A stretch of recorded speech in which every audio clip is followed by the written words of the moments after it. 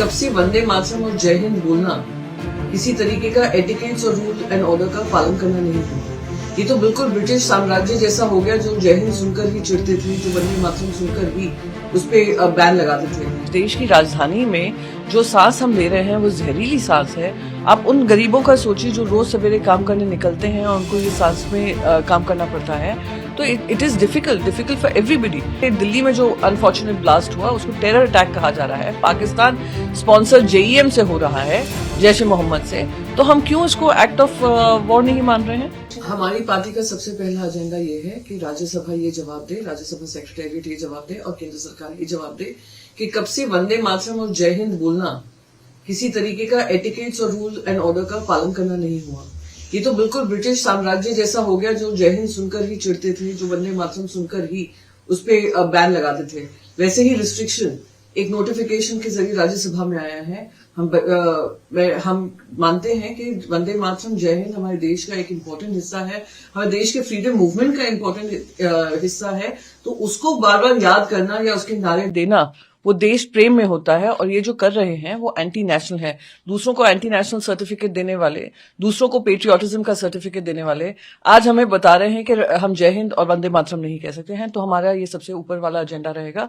फिर जो वोट चोरी का मुद्दा है, जो लगातार हम उसको उजागर करते आए हैं, इलेक्शन कमीशन को अंडरमाइन कर इलेक्शंस जीते जा रहे हैं, और वो जनता के बीच में भी वो भय है कि उनका जो अधिकार है कैसे उसका हनन हो रहा है, तो उसके व्यापक चर्चा होनी चाहिए।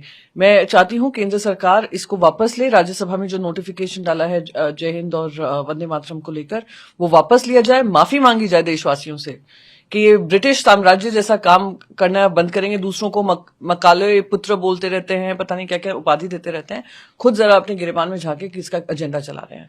दूसरा, वोट चोरी पे होना चाहिए, जो बढ़ती बेरोजगारी है उस पर होना चाहिए। मैं महाराष्ट्र से आती हूँ, महाराष्ट्र में जो लगातार बेलगाम भ्रष्टाचार चल रहा है, और भ्रष्टाचार डेप्यूटी चीफ मिनिस्टर के लेवल्स पे हो रहा है, उनके परिवार के लेवल पे हो रहा है, उनके मंत्रियों के लेवल पे हो रहा है, और किसी तरीके की कार्रवाई नहीं की जा रही है, वो देश के सामने लाना जरूरी है। हम एक सबसे बड़ा मुद्दा है दिल्ली में पॉल्यूशन का भी। अभी हम दिल्ली में है, पॉल्यूशन लेवल बहुत हाई है, क्या ये भी मुद्दे को चर्चा होगी? बिल्कुल, देश की जनता चाहती है कि इस पे चर्चा हो कि आज देश की राजधानी में जो सांस हम ले रहे हैं वो जहरीली सांस है। आप उन गरीबों का सोचिए जो रोज सवेरे काम करने निकलते हैं और उनको ये सांस में काम करना पड़ता है, तो it is difficult for everybody. और ये देश का प्राथमिक एजेंडा बनना चाहिए कि कैसे हम क्लीन एयर प्रोवाइड करें। ये राइट टू क्लीन एयर हमारा अधिकार है।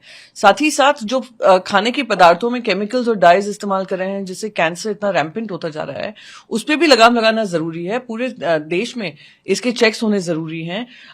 कंटेमिनेटेड कॉफ सिरप, जिससे इतने छोटे बच्चों की जाने गई मध्य प्रदेश में, वो भी बेलगाम बेचे जा रहे हैं, विदाउट लाइसेंसेस बेचे जा रहे हैं, विद लाइसेंसेस भ्रष्टाचार के चलते ले लिए जाते हैं, और जिसकी जान जाती है वो हैं जो उसको इस्तेमाल करते हैं, ये भरोसा कर कि जो डॉक्टर प्रिस्क्राइब कर रहा है उसके सेफ्टी स्टैंडर्ड्स होंगे।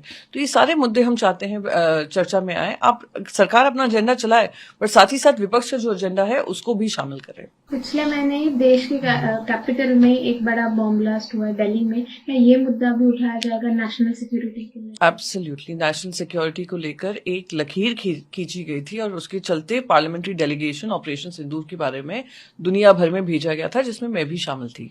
क्या कहा था हमने कहा था कि zero tolerance to terror, no trade with terror, और बाकी सारी चीजें हमने पानी को लेकर भी कहा था कि वाटर शेयरिंग ट्रीटीज हम खत्म कर देंगे, और एनी एक्ट ऑफ टेरर कभी फिर से वापस हमारे देश में हुआ will be declare an act of war. अब इतना बड़ा एक्ट ऑफ टेरर होता है, ये भी पता चलता है कि कैसे जो इंडिया के ही लोग हैं उनको रेडिकलाइज किया गया है, पाकिस्तान का उसमें हाथ है। और एक बड़ा धमाका से पहले हमारे इंटेलिजेंस सर्विसेज ने बड़ा धमाका होता देश भर में, उसको रोककर ये दिल्ली में जो अनफॉर्चुनेट ब्लास्ट हुआ उसको टेरर अटैक कहा जा रहा है, पाकिस्तान स्पॉन्सर जेईएम से हो रहा है, जैश ए मोहम्मद से, तो हम क्यों इसको एक्ट ऑफ वॉर नहीं मान रहे हैं? क्यों हम ये नहीं कह रहे हैं इसका जिम्मेदार पाकिस्तान है? तो ये जो दो मुंही बातें हैं वो भी देश के सामने लाना जरूरी है, अकाउंटेबिलिटी तय होना जरूरी है। हम कल ऑल पार्टी मीटिंग के बाद अपोजिशन ने यही मुद्दा उठाया कि 15 दिन के सेशन में 13 बिल कैसे डिस्कस किए जाएंगे। So it's a shortest session with an intention of only not letting it function. ये आज केंद्र सरकार की जिम्मेदारी होती है कि आप अगर बिजनेस ये ला रहे हैं तो इतने दिनों की कार्रवाई दीजिए जहां पे उस पर व्यापक चर्चा हो सके, साथ ही साथ 2-3 दिन ऐसे दीजिए जहां विपक्ष की बातें रखी जा सके। पर आपने सबसे शॉर्टेस्ट सेशन इसी मंशा से रखा है जैसे ना चर्चा हो, ना किसी तरीके के तथ्य और सत्य जनता के बीच में आए, ना देश के जुड़े हुए मुद्दे, ज्वलंत मुद्दे डिस्कस किए जाएं, और भारतीय जनता पार्टी की जो सरकार है उस पर किसी तरीके का प्रश्न चिन्ह उठे। इसीलिए उस आनंद फानंद में ये सेशन किया जा रहा है। दिखाए जा रहे हैं बहुत सारे बिल्स हैं, पर बिल्स के लिए चर्चा करने के लिए समय कहां दे रहे हैं।